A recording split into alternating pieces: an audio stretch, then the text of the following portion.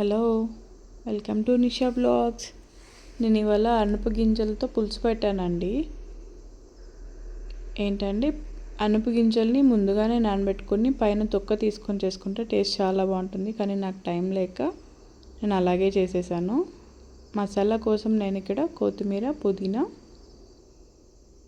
అల్లం, లవంగాలు, వెల్లుల్లి ఇవి తీసుకున్నాను. మొత్తం మిక్సీ పట్టుకోవాలి. ఫస్ట్ నేను వెల్లుల్లి వేసుకుంటున్నా, తర్వాత అల్లం, లవంగాలు వేసుకొని నేను ఈ మిక్సీ పట్టేటప్పుడే ఇందులోకి చిన్న టీ స్పూన్ పసుపు వేసుకుంటున్నా. నేను ఇక్కడ 2 టేబుల్ స్పూన్ కారం వేసుకున్నా. కారం మీ టేస్ట్కి తగినట్టు వేసుకోండి.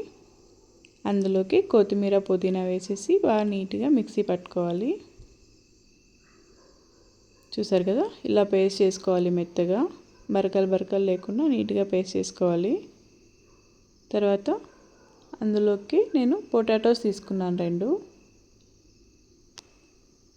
పొటాటోస్ మొత్తం ఇలా పీల్ చేసుకొని నీట్గా కొంచెం మీడియం సైజులో పీసెస్గా కట్ చేసుకుందాం. అందులోకి పొటాటో వేసుకోవచ్చు, వంకాయ వేసుకోవచ్చు, బాగుంటుంది. కానీ వంకాయ నా దగ్గర లేదని నేను స్కిప్ చేశాను.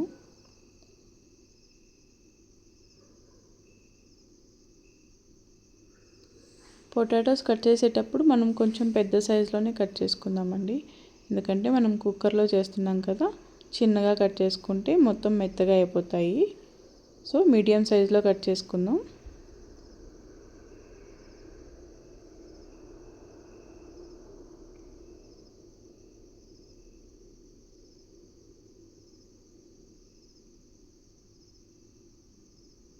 సో ఇలాగా పొటాటోస్ మొత్తం కట్ చేసి పక్కన పెట్టుకున్న తర్వాత నేను అందులోకి ఒక 3 టమాటో తీసుకున్నా.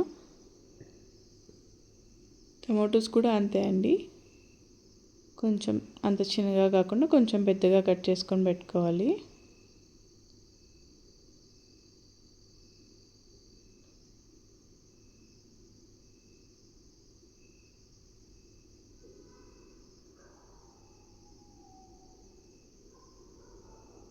చూసారు కదా, టమాటాలు ఇలా కట్ చేసి పక్కన పెట్టుకున్నాను. తర్వాత గ్యాస్ స్టవ్ ఆన్ చేసి కుక్కర్ పెట్టుకొని నేను అందులోకి 2 టేబుల్ స్పూన్ ఆయిల్ వేసుకుంటున్నా.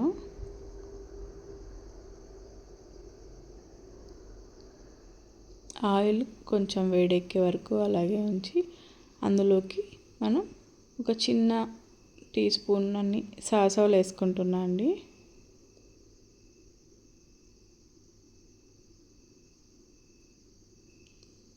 సాసవలు కొంచెం చిటపటలాడిన తర్వాత నేను అందులోకి 2 రెమ్మల కరివేపాకు కూడా వేసుకుంటా. ఇంకా మీకు ఇష్టం ఉండి కారం ఎక్కువ కావాలనుకుంటే ఎండు మిరపకాయలు ఉంటాయి కదా, అవి కూడా వేసుకోండి, బాగుంటుంది.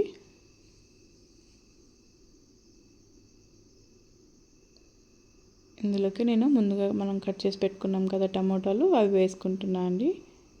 టమాటాలు బాగా వేయించుకోవాలి, బాగా మగ్గే వరకు అలాగే వేయించుకుంటూ ఉండాలి. నేను ఇక్కడ కొంచెం పచ్చిగా ఉన్న టమాటాలు తీసుకున్నాను కదా, అందుకే నాకు వేగటానికి లేట్ అవుతుంది. నేను అందులోకి ఒక చిన్న టీ స్పూన్ సాల్ట్ వేసుకున్నాను, తర్వాత మళ్ళీ యాడ్ చేస్తాను. సాల్ట్ వేస్తే ఏంటంటే టమాటాలు త్వరగా మగ్గుతాయని చెప్పి సాల్ట్ ఇప్పుడే వేసానండి. ఎందుకంటే నేను పచ్చి టమాటాలు తీసుకున్నాను కదా, అందుకని.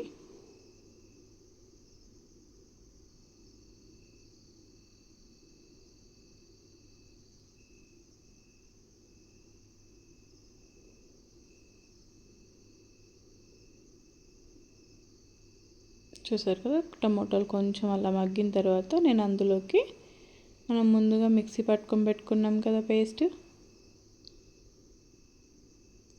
ఆ పేస్ట్ని వేసుకుంటున్నా.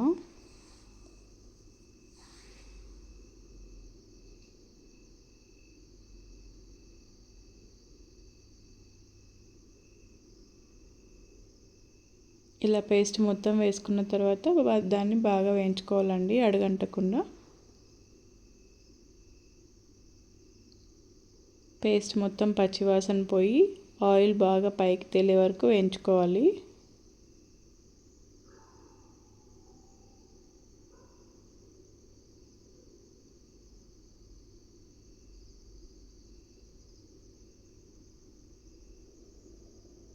చూసారు కదా, ఆయిల్ ఇలా పైకి వచ్చింది కదా, అంతవరకు వేపుకోవాలండి. పచ్చివాసన మొత్తం పోవాలి.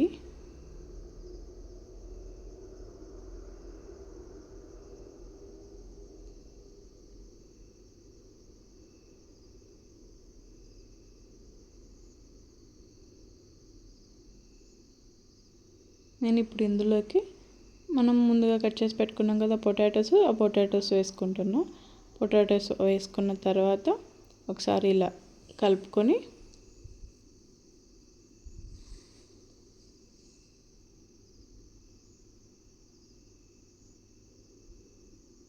అలా ఒక 2 మినిట్స్ అలా వదిలేస్తే పొటాటోస్ కూడా కొంచెం మగ్గుతాయి, మసాలా దానికి పడుతుంది. నేను ఇప్పుడు మిక్సీలో కొంచెం మసాలా ఉంటే ఆ వాటర్ని యాడ్ చేసుకుంటాను అడుగంటకుండా.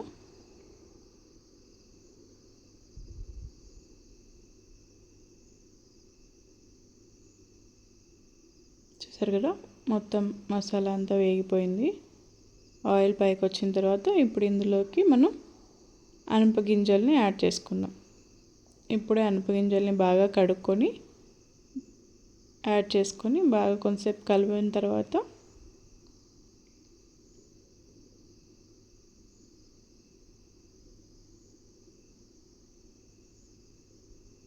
సాల్ట్ ఒకసారి చెక్ చేసుకోండి. మీకు సాల్ట్ సరిపోలేదంటే సాల్ట్ మళ్ళీ యాడ్ చేసుకోండి.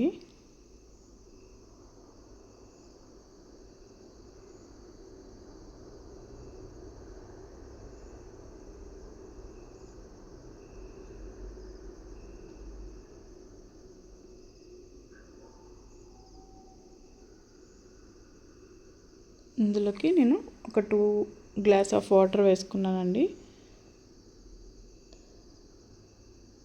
వాటర్ వేసుకొని ఒకసారి అలా మిక్స్ చేసుకొని మనం క్యాప్ పెట్టుకోవడం అంతే.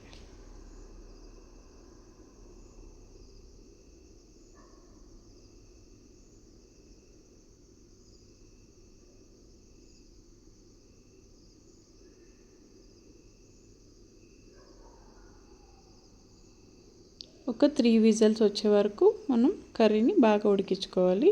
చూసారు కదా, 3 విజిల్స్ వచ్చిన తర్వాత నేను ఓపెన్ చేశాను. మొత్తం గింజలు అంతా ఉడికిపోయిందండి.